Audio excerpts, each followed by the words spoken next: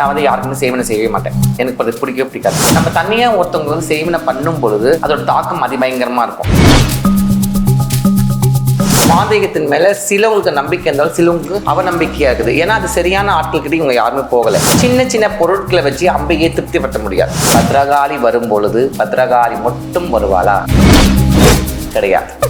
அவள் வரும் பொழுது பரமேஸ்வரன் வருவார். அவங்க 2 பேரும் வரும்பொழுது மகாலட்சுமி மகா சரஸ்வதி வருவாங்க. இவங்க இத்தனை பேர் வரும்பொழுது பூத பிரேத பிசாசு யட்ச தேவதைகள் வருவாங்க. 330 தேவாதி தேவர்களும் அங்க வாசம் செய்வாங்க.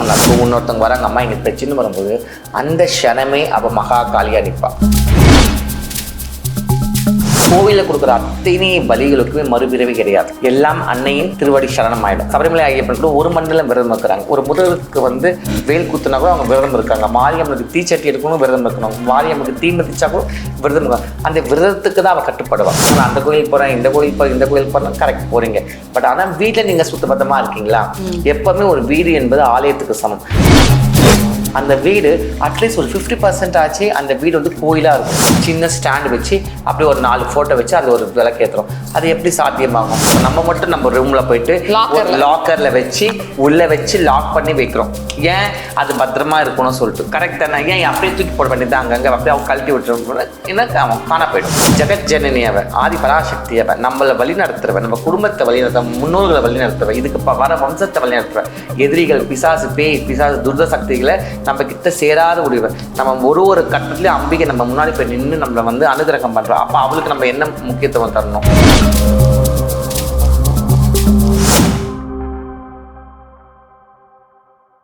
எஸ்வி ஆன்மீகம் நேயர்களுக்கு அன்பார்ந்த வணக்கம். இன்னைக்கு நம்ம கூட மலாய்க்காமா இருக்காங்க. மாந்திரிகத்துக்கு பேர் போனவங்க. அவங்க காளியின் மறு உருவம் அப்படின்னே சொல்லலாம். வணக்கம்மா. வணக்கம்மா. எப்படி இருக்கீங்க? நல்லா இருக்கேன். ஸோ நம்மளோட எஸ்வி ஆன்மீகம் சேனலில் உங்களுக்கு சந்திச்சதுல மிக்க மகிழ்ச்சி. எனக்கு ரொம்ப சந்தோஷம். ஆக்சுவலாமா இந்த மாந்திரிகத்தை பற்றி என்ன நினைக்கிறீங்க? மாந்திரிகம் என்பது அது நிறைய பேர் தவறாக நினச்சிருக்காங்க.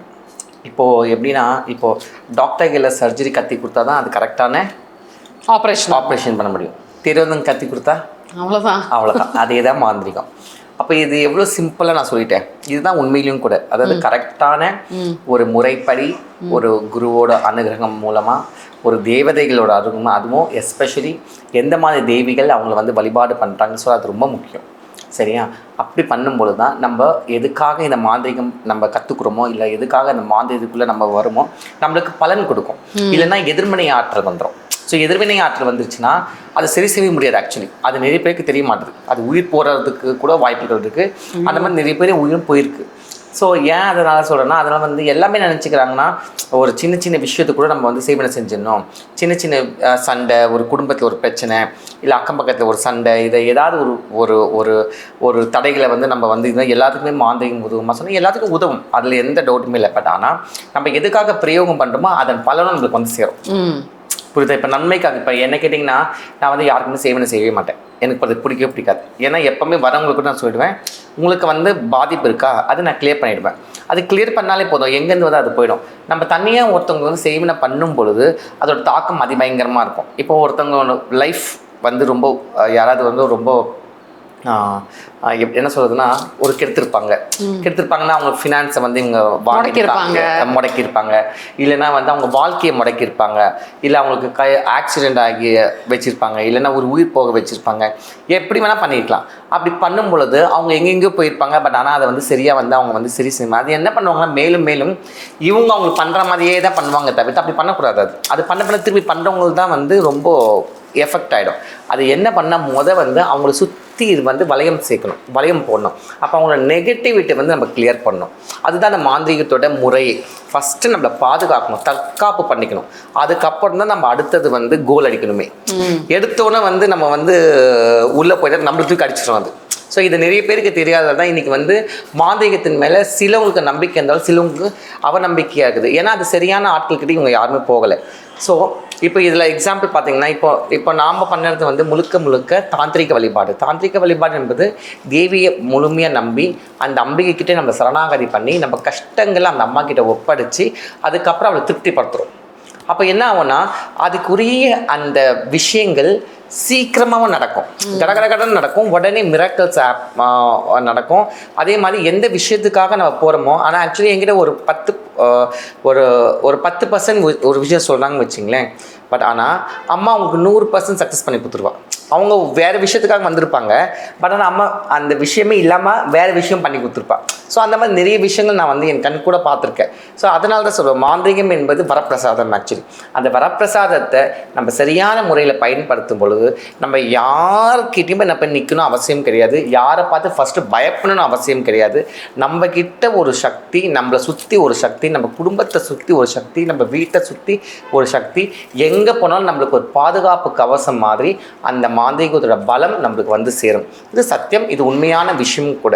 அதனால தான் இன்னைக்கு பாருங்க, மாந்திரிக பண்ணுற இப்போ நான்லாம் எதுக்குமே நான் பயப்படவே மாட்டேன். எவ்வளோ விஷயம், எவ்வளோ பிரச்சனை என் வாழ்க்கையில் தான் வந்திருக்கு, அது எல்லாருக்குமே தெரியும். பட் ஒன்று கூட என்கிட்ட வந்ததே கிடையாது, வராது. ஏன்னா நம்ம தர்மத்தோடு இருந்து அந்த பரிகாரங்கள் பண்ணும்போது அந்த பரிகாரமே நம்மளுக்கு காப்பாற்றும். புரியுதவங்க, அந்த பரிகாரமே நம்மளுக்கு காப்பாற்றும். அதுதான் சொல்கிறேன். அந்த மாதிரி எவ்வளோ பேர் நம்மக்கிட்ட வந்தால் கூட அந்த முழுசாக நம்ம நம்பணும். அந்த இப்போ நம்ம எந்த தெய்வத்தை ஆவாகனம் பண்ணுறோம், நம்ம பத்ரகாளி தான் மெயின், அதுக்கப்புறம் சோட்டானிக்கரை பகவதி, அதுக்கப்புறம் விஷ்ணு மாயா, இந்த மாதிரி உக்ரமான தெய்வங்கள் இருந்தாலும் அந்த ஏதாவது ஒரு தெய்வம் தான் நம்ம முன்னாடி ஓடி நிற்கும். எத்தனை உக்ரமான தெய்வம் நம்ம எல்லாரும் திருப்திப்படுத்த முடியாது.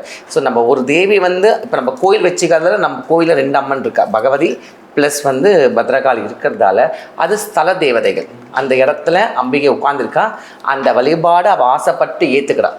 அதனால அவளுக்கு தேவையான பூஜைகள் தன்னால் வராங்க, தன்னால் நிவர்த்தி பண்ணிக்கிறாங்க. புரியுதா உங்களுக்கு? அதே மாதிரி தான் ஒரு மாந்திரீகத்தில் இருக்கும் பொழுது நம்ம எதை பற்றி கவலைப்படவே தேவையில்லை. சரியான முறைப்படி போகும்பொழுது அம்பாள் அப்படியே அவங்க கொண்டு போய் உட்கார வச்சிருவோம். நம்ம யோசிக்கவே மாட்டோம், இவ்வளோ விஷயம் நடக்கும் சார். பட் ஆனால் அது முறைப்படி நம்ம பண்ணணும், முறைப்படி அந்த பரிகாரத்தில் கலந்துக்கணும், முறைப்படி நான் சொல்லிக் கொடுக்குற அந்த விரத முறைகளை எடுத்து அதை பண்ணும்பொழுது 101% சக்ஸஸ். ஓகே, இப்போ நீங்கள் சொன்னீங்கல்லம்மா உயிர் போகிறதுக்கு கூட பாசிபிலிட்டிஸ் இருக்குன்னு.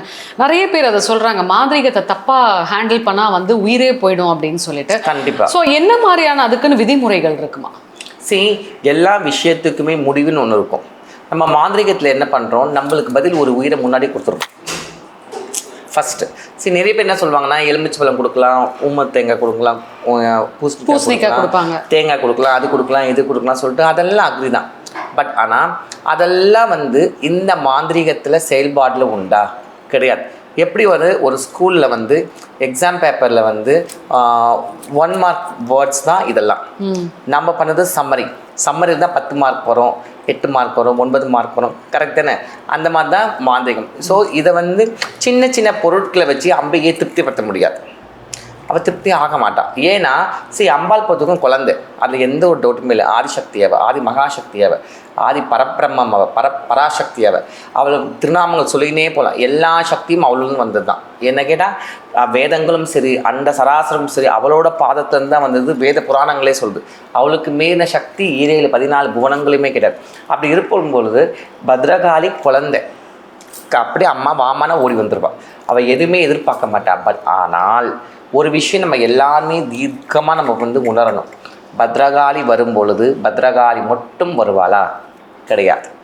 அவள் வரும்பொழுது பரமேஸ்வரன் வருவார். அவங்க 2 பேரும் வரும்பொழுது மகாலட்சுமி, மகா சரஸ்வதி வருவாங்க. இவங்க இத்தனை பேர் வரும்பொழுது பூத பிரேத பிசாசு யட்ச தேவதைகள் வருவாங்க. அப்படின்னு என்ன அர்த்தம்? 303 தேவாதி தேவர்களும் அங்கே வாசம் செய்வாங்கன்னு அர்த்தம். அப்படி இருக்கும்பொழுது நாம் தாந்திரிக வழிபாடில் இருக்கும்பொழுது, மாந்திரீகத்தில் செயல்பாடு பண்ணும்போது ஒருத்தவங்களோட பிரச்சனையை நம்ம தீர்க்கிறோம். நம்மளுக்கு நம்ம அம்மா, நானும் என் தாய் ஒரு வீட்டில் இருக்கிறோன்னா பிரச்சனை கிடையாது. அவளுக்கு என்ன தேவையோ என்னால் முடிஞ்சது நான் கொடுப்பேன். அவளுக்கு சாப்பாடோ இல்லை கறி சாப்பாடோ இல்லை கோழி கறியோ மீனோ முட்டையோ எது கொடுத்தாலும் அம்மா ஏற்றுப்பா. ஆனால் இதே நான் இன்னொருத்தவங்களோட பிரச்சனையை அங்கே கொண்டு வரும்பொழுது அவள் குழந்தையா இருக்க மாட்டாள், அவள் மகா காளியாக நிற்பாள். விஷயம் புரியுதா உங்களுக்கு?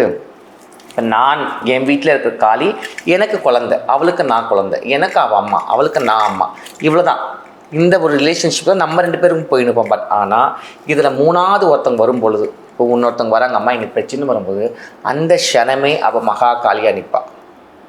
அப்போது அந்த மகா காளி ரூபம் எடுக்கும் பொழுது அவளை சுற்றி எல்லா பிரேத ஆத்மாக்களும் நின்றோம் ரெடியாக. காட்டேரிகள், பிடாரிகள், யட்சினிகள், எல்லா டாகினிகள், யோகினிகள் அப்படி சொல்லினே போகலாம். அப்படி நிற்கும் பொழுது அந்த பரிகாரங்கள் பண்ணும்பொழுது அவங்களுக்கு நம்ம பசிக்கு ஆகாரம் கொடுத்தே ஆகணும். அப்போ நம்ம சொல்கிற மாதிரி இந்த சின்ன சின்ன விஷயத்துக்கெல்லாம் ஈடுபடாது. அப்போது ஒரு உயிர் கொடுக்கணும். இப்போ ஒரு குடும்பம்னா அந்த ஒரு குடும்பம், ஒரு நம்ம சொல்லுவோம் பார்த்தீங்களா, ஒரு ஊர் செழிக்கணும்னா ஒரு ஒரு ஒரு ஒரு சின்ன கிராமத்தை கொடுக்கணும், ஒரு கிராமம் செழிக்கணும்னா ஒரு சந்தில் இருக்கிற ஒரு வீடை கொடுக்கணும், ஒரு வீடு செழிக்கணும்னா அந்த வீட்டில் ஒரு ஆளை காவை கொடுக்கணும்னு சொல்லிட்டு அது இருக்குதுல்ல. அதே மாதிரி தான் இங்கே நம்ம அந்த மாதிரி காவை கொடுக்க முடியாது இருந்தாலும் அவங்களுக்கு பதில் ஒரு உயிர் இல்லாத ஜீவனை கொடுக்கணும். அதை கொடுத்தா கூட நான் என்ன பண்ணுவேன், எப்போவுமே வருஷம் காசிக்கு போகும்பொழுது இந்த டைம்லேருந்து இந்த டைமுக்குள்ளே எத்தனை ஜீவராசிகளை நான் உயிர் கொடுத்தேன், அத்தனை ஜீவராசிக்குமே தாயே நீ முக்தி கொடு சொல்லி நான் பிண்டத்தகம் கொடுத்துட்டு வருவேன். அத்தனை ஆத்மாவும் அவளுள் போயிடும். அதே மாதிரி கோவிலில் கொடுக்குற அத்தனை பலிகளுக்குமே மறுபிறவி கிடையாது. எல்லாம் அன்னையின் திருவடி சரணம் ஆகிடும். அப்படி பண்ணும் பொழுது நம்மளுக்கு அது புண்ணியம் தான் சேரும். அதனால தான் இந்த பூஜைக்கு இத்தனை பலம். இன்றைக்கி உலகம் ஃபுல்லாக இந்த பரிகாரம் நான் பண்ணியிருக்கேன். எத்தனையோ பேர், எத்தனையோ ஊர், எத்தனையோ நாட்டிலேருந்து இங்கே வந்திருக்காங்கன்னா கண்டிப்பாக அவன் மேலே இருக்கிற நம்பிக்கை தான் அந்த பூஜை மேலே இருக்கிற நம்பிக்கை. ஸோ அந்த மாதிரி சக்தி உள்ள பூஜைகள் பண்ணும் பொழுது அதுக்குள்ளே விரதங்களை கடைப்பிடிக்கணும். அதுக்குள்ளே விரதங்களை கடைப்பிடிக்காமல் நாம் இங்கே பண்ணும்பொழுது அவங்க அங்கே தண்ணி சாப்பிட்டுட்டு அவங்கவுங்க மாம்சம் சாப்பிட்டுட்டு அங்கங்கே போயிட்டு சுற்றிட்டு வந்தால் அது பலன் கொடுக்காது. ஒரு விரதம் இருக்கணும்னா அதுக்குரிய அந்த அந்த சாராம்சம் கூட அவங்க இருக்கணும். அதனால தான் பார்த்தீங்கன்னா சபரிமலை ஐயப்பன் கூட ஒரு மண்டலம் விரதம் இருக்கிறாங்க. ஒரு முருகருக்கு வேல் குத்துனா கூட அவங்க விரதம் இருக்காங்க. மாரியம்மனுக்கு தீச்சட்டி இருக்கணும், விரதம் இருக்கணும். மாரியம்மனுக்கு தீ மிதிச்சா கூட விரதம் இருக்காங்க. அந்த விரதத்துக்கு தான் அவள் கட்டுப்படுவா. அப்போ அதாவது நீ அவளுள் வரியான்னு பாப்பா ஃபஸ்ட்டு. கரெக்ட் தானே? இப்போ யார் வேணால் யாருன்னா கோயிலுக்குள்ளே போயிடலாம், யாருமே நம்ம தடுக்க போகிறதில்ல. கரெக்ட் தானே? பட் ஆனால் அந்த இன்னர் சோல்னு ஒன்று இருக்குல்ல, அது எப்போ சுத்தமாகும்? நம்ம சுத்தபத்தமாக இருந்து வீட்டில் விளக்கு ஏற்றி வீடை சுத்தபத்தமாக பண்ணி கவுச்சி இல்லாமல் அவளுக்கு நைவேத்தியம் பண்ணி நாமளும் விரதம் இருந்தா பண்ணணும், அந்த பலம் வரும். சரி, நிறைய பேர் என்ன நினச்சிக்காங்க, நான் அந்த கோயில் போகிறேன், இந்த கோயில் போகிறேன், இந்த கோயில் போகிறேன். கரெக்ட், போகிறீங்க. பட் ஆனால் வீட்டில் நீங்கள் சுத்தபத்தமாக இருக்கீங்களா? எப்போவுமே ஒரு வீடு என்பது ஆலயத்துக்கு சமம். அந்த வீடு அட்லீஸ்ட் ஒரு 50% ஆச்சு அந்த வீடு கோயிலாக இருக்கணும். சரி, அந்த காலத்தில் தான் எல்லா பெரிய பெரிய வீடு கட்டினாலும் ஒரு சின்ன வீடு கட்டினா கூட ஒரு சின்னதாக ஒரு சாமி ரூம் வைப்பாங்க. ஏன்னா அந்த சாமி ரூம் கிட்டே யாரும் போக மாட்டாங்க.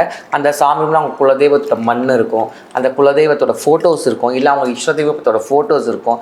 அங்கே எப்போவுமே ஒரு தீபம் எரிஞ்சிக்கினே இருக்கும். பட் இன்றைக்கி நம்ம இப்படி பண்ணுறோமா? இன்றைக்கி சாமி ரூமே கிடையாது, எல்லாமே ஹாலில் வச்சிரும். சராசரியாக ஒரு பொம்மை எப்படி வைக்கிறோம், ஒரு ஷோ கேஸில் பொம்மை ஒரு சின்ன ஸ்டாண்டு வச்சு அப்படி ஒரு 4 ஃபோட்டோ வச்சு அது ஒரு விளக்கேற்றுறோம். அது எப்படி சாத்தியமாகும்? அப்போ அந்த வைப்ரேஷன் எப்படி வரும்?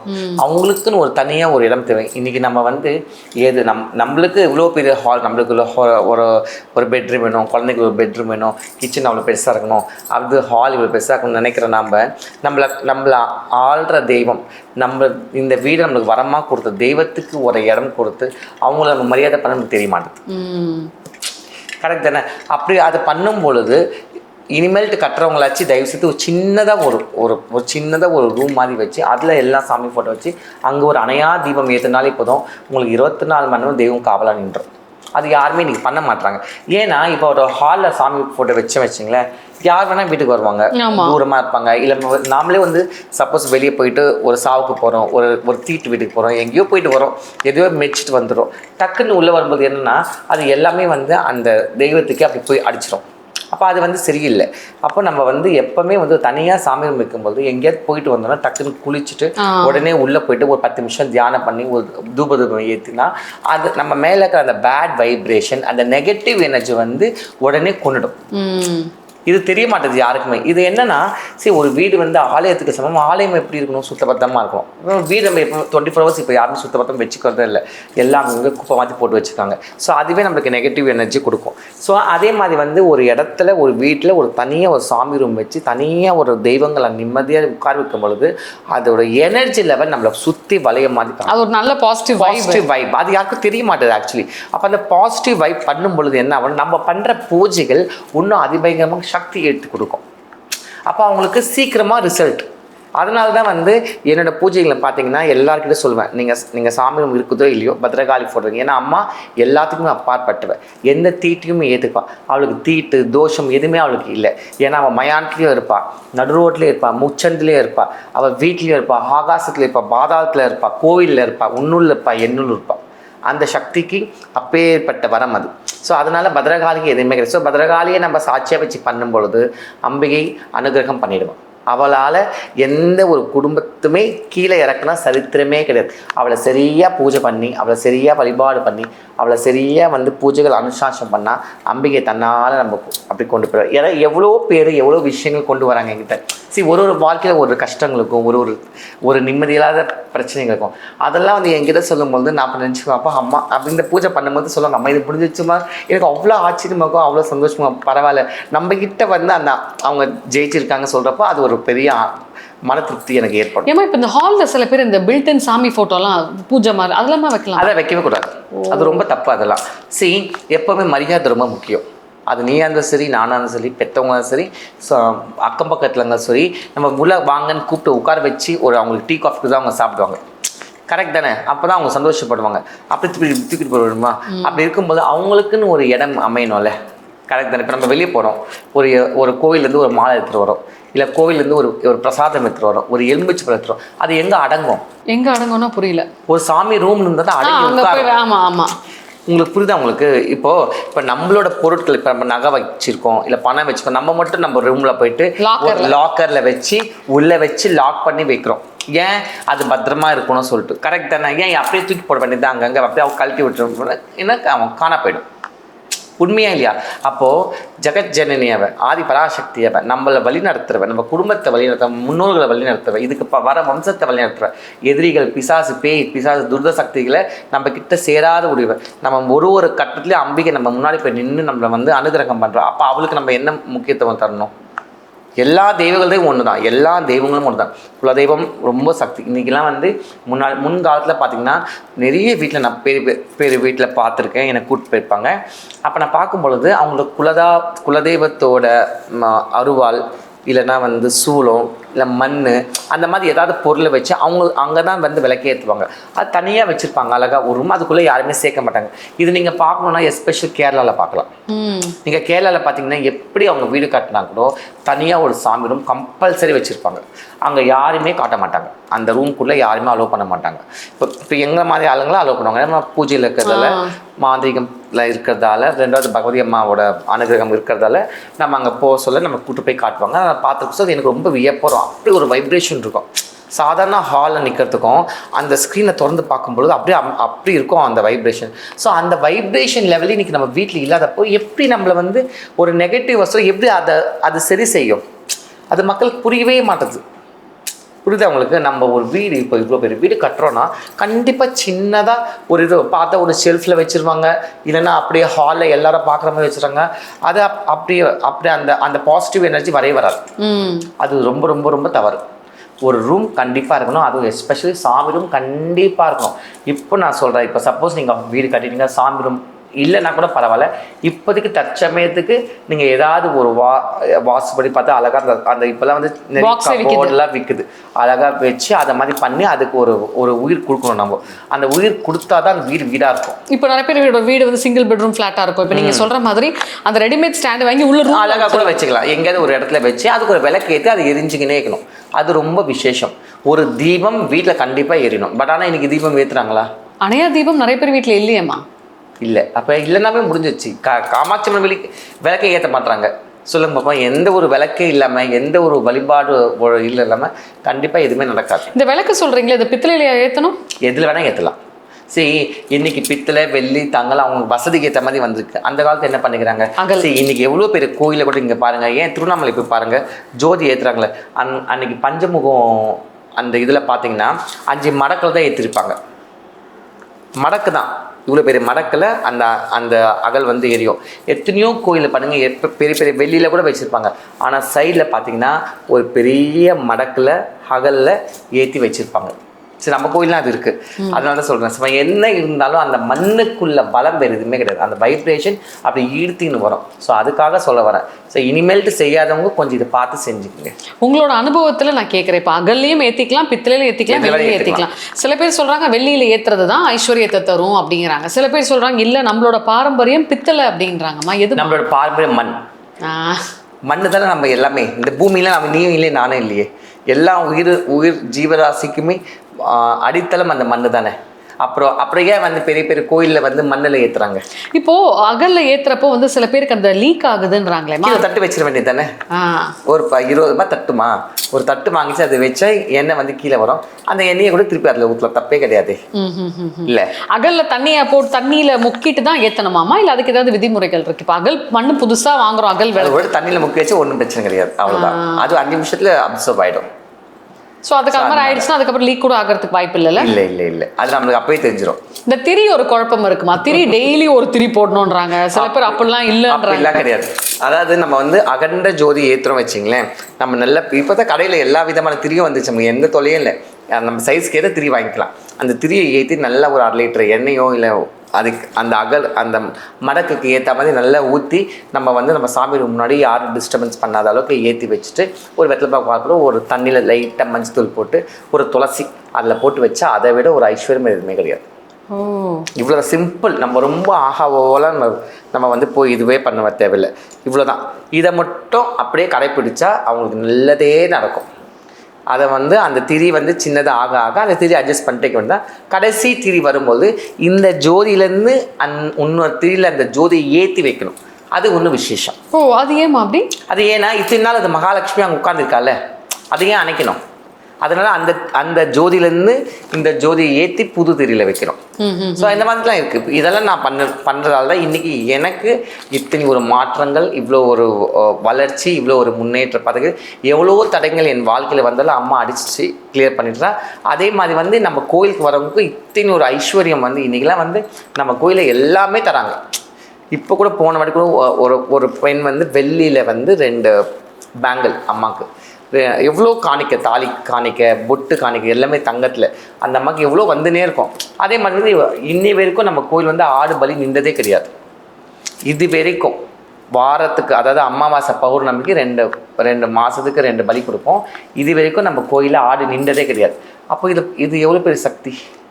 இது மாதிரி எங்கே நடக்கும்? இப்போ கல்கத்தாவில் மட்டும் தான் நடக்கும் 24 மணி நேரம் பலி. அசாமில் காமாக்கியா கிட்ட நடக்கும் 362 நமக்கு பலி. அதுக்கப்புறம் நம்ம சென்னையில் நம்ம கோயிலில் மட்டும் தான் இது அதிசயம். எவ்வளோ பேர் இந்த வீடியோ பார்த்துட்டு இருப்பாங்களம்மா, அவங்களுக்கு கல்யாணம் ஆகணுன்றவங்க உங்கள் ஆலயத்துக்கு எப்போ வரணும்? மாதத்துக்கு 4 பூஜை நடக்கும். ஒரு அமாவாசை, ஒரு பௌர்ணமி, 2 வியாழக்கிழமை, அப்படின்னா 2 அஷ்டமி. அது நாங்கள் திதி பார்த்து நாங்கள் சொல்லுவோம். ஸோ மாதம் அது ஏதாவது ஒரு பூஜை அவங்க புக் பண்ணிவிட்டு 11 நாள் விரதம் இருந்து அது நடுவில் நாங்கள் சொல்லுவோம். அந்த ஒரு நைட் வந்து அந்த பூஜையை முடிச்சுட்டு போயிடணும். அவ்வளோதான். முடிஞ்ச பிறகு அந்த பத்ரகாளிக்கு ஆடு பலி கொடுத்து முடிச்சிடணும். அவங்க அந்த காணிக்கை. இது வந்து காசி கோயில் குப்பம் 3rd ஸ்ட்ரீட்டில் இருக்குது. என்னோட ஃபோன் நம்பர் வந்து 9842260522. நீங்கள் ஃபோன் பண்ணிட்டு வாங்க. நான் அப்பப்போ கேரளா போயிடுவேன், நான் காசி போயிடுவேன், எங்கேயாவது போயிடுவேன் நான் பூஜைக்காக. ஸோ ஏன்னா எனக்கு மாதத்தில் 4 பூஜை தானே. ஸோ மற்ற டைமில் நான் வந்து என்னோட கோயிலுக்கு போயிட்டு நான் உட்காந்துட்டு வருவேன். ஸோ அதனால் யார் வந்தாலும் ஃபோன் பண்ணிவிட்டு அப்பாயின்மெண்ட் பண்ணிட்டு வந்தால் கண்டிப்பாக நான் நல்லபடியாக பண்ணி தருவேன். பண்ணி முடிச்ச பிறகு அம்மாவுக்கு காணிக்க வந்து நீங்கள் வந்து ஆடு பலி கொடுத்து முடிச்சிடணும். இப்போ அதே மாதிரி வீட்டில் ஐஸ்வர்யம் வேணும், ஐஸ்வர்யம் வற்றாத செல்வம் இருக்கணும், அதுக்கு ஏதாவது வழிபாடு இருக்கும்? கண்டிப்பாக குலதெய்வத்தோட அனுகிரகம் இருக்கணும். குலதெய்வத்தோட அனுகிரகம் இல்லைன்னா கண்டிப்பாக மகாலட்சுமி வரமாட்டான். குலதெய்வம் ஃபர்ஸ்ட், 2வது கிராம தேவதை. இன்றைக்கெல்லாம் வந்து பக்கத்தில் இருக்கிற கோயிலில் நம்ம சட்டை கூட பண்ண மாட்டோம். பக்கத்தில் வந்து கோயில், அதாவது இப்போ இந்த ஊரில் இருக்குன்னா இந்த ஊரில் இருக்கிற கிராம தேவதைக்கு ரொம்ப முக்கியத்துவம் தரணும். நம்ம அட்லீஸ்ட் மந்த்லி ஒன்ஸ் ஆச்சு போயிட்டு வரணும், இல்லை வீக்லி ஒன்ஸ் சும்மா அந்த அம்மா போய் பார்த்துட்டு வந்தால் கூட போதும். நம்ம எதுவுமே அந்த அம்மாவுக்கு ஆஃபர் பண்ண அவசியமே கிடையாது. மந்த்லி ஒன்ஸ் இல்லை வீக்லி ஒன்ஸ் சும்மா ஒரு நெய் தீபம் ஏற்றிட்டு அந்த அம்மா கை கும்பிட்டு வந்தால் போதும். அதே மாதிரி அந்த அம்மாவுக்கு வருஷமான திருவிழா நடத்துவாங்களே, அதில் ஏதாவது நம்மளால் முடிஞ்சது, ஒரு அரிசியோ ஒரு பருப்போ இல்லை ஒரு கூழ் ஊற்றுறப்போ அதுக்கு தேவையான பொருட்களோ, எண்ணெயோ, காய்கறியோ, இல்லை நான்வெஜிடேரியன் கடவுளாக இருந்தால் கோழியோ இல்லை மீனோ முட்டோ இறைச்சியோ என்ன வேணால் நம்ம சக்திக்கு ஏற்ற மாதிரி அந்த அம்மாவுக்கு போய் கொண்டு போய் கொடுக்கும்போது அந்த அம்மா மகிழ்ந்துருக்கும். அவளை மீறி யமன் உள்ளே வரமாட்டான். அவளை மீறி எந்த துஷ்ட சக்தியும் உள்ளே வராது. ஸோ கிராம தெய்வத்தை ரொம்ப முக்கியம். குலதெய்வம் எப்படி நம்ம காப்பாற்றுதோ, எந்த ஏரியாவில் நம்ம இருந்தாலும் அந்த கிராம தெய்வத்தை நம்ம கையில் வச்சுக்கணும், அந்த கிராம தெய்வத்தை பிடிச்சிக்கணும். அப்போ அந்த அம்பிகையோட கருணையும் நல்லாயிருக்கும். அப்போ 3வது தான் இஷ்ட தெய்வமே. அந்த இவங்க 2 பேர் கரெக்டாக பண்ணிட்டா இஷ்ட தெய்வத்தோட பலம் நம்ம கேட்கவே தேவையில்லை, அப்படி கொட்டிடுவாங்க நம்மளுக்கு. நம்ம எதுவுமே யோசித்து வீட்டே இருந்து கதவு தட்டி கொடுத்துருவாங்க, இந்தாங்க பிடிங்க சொல்லிட்டு. ஏன்னா என்னோடய பூஜையில் வந்து நான் இவங்களை எல்லாமே நான் அழைப்பேன். இந்த பூஜையில் நான் எல்லாமே சொல்லிக் கொடுப்பேன். இப்படி பண்ணுங்கள், இந்த கிராம தேவையை போங்க, உங்கள் வீட்டு பக்கத்தில் கோயில் விளக்கேற்றுங்க, எல்லாமே பண்ணும் பொழுது என்னென்னா அவங்களுக்கு ஃபஸ்ட்டு நாளே மாற்றம் வந்துடும். அவங்க சொல்லுவாங்க, அம்மா எனக்கு அப்படியே ரெஃப்ரெஷ் ஆன மாதிரி இருக்குது, வீடே வந்து அப்படி பளிச்சுன்னு இருக்குது. அது கண் கூட உணரலாம் நம்ம. சரி, அதுதான் வந்து அந்த மாயையோட சக்தி மாந்தி. அப்போ அவங்க அங்கே பண்ணும்போது நம்ம இங்கே பூஜை பண்ணும்போது அப்போ தான் சக்ஸஸ் கொடுப்பாங்க. புரியுதா உங்களுக்கு? நம்ம இங்கே வந்து பிரயோகத்தில் உட்காரும்போது அங்கே அவங்க பிரயோகத்தில் இருக்கணும். அப்போ தான் அந்த கனெக்டிவிட்டி. புரியுதா உங்களுக்கு? நம்ம இங்கே பூஜை பண்ண சொல்ல அவங்க ஜாலியாக அங்கே கறிமீன் சாப்பிட்டுட்டு ஊரை சுற்றிக்கின்னு ட்ரிங்க்ஸ் சாப்பிட்டு தான் என்ன பலன் இருக்குது? வேஸ்ட். அதனால் எப்பவுமே தவறான பூஜைகள் யார் பண்ணாலும் அதுக்கு பலன் கிடையாது. கரெக்டான பூஜைகள் பண்ணும் பொழுது அதோட சக்தி அபரிவியமாக இருக்கும். ஸோ மாந்திரிகத்தை பற்றி நிறைய விஷயங்கள் சொன்னீங்கம்மா. வரப்போகிற பதிவுகளில் நம்ம இன்னும் நிறைய பேசலாமா. நன்றி.